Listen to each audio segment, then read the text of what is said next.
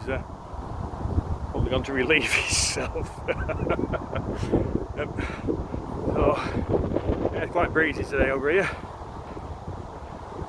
so we can get some of the wind for you. But let's keep pushing on through. And this fat lad Gillet is fantastic in this weather. Definitely keeping the wind off me. As you can see, it's a bit squashed, but it's working. So if you're out and about, enjoy yourselves.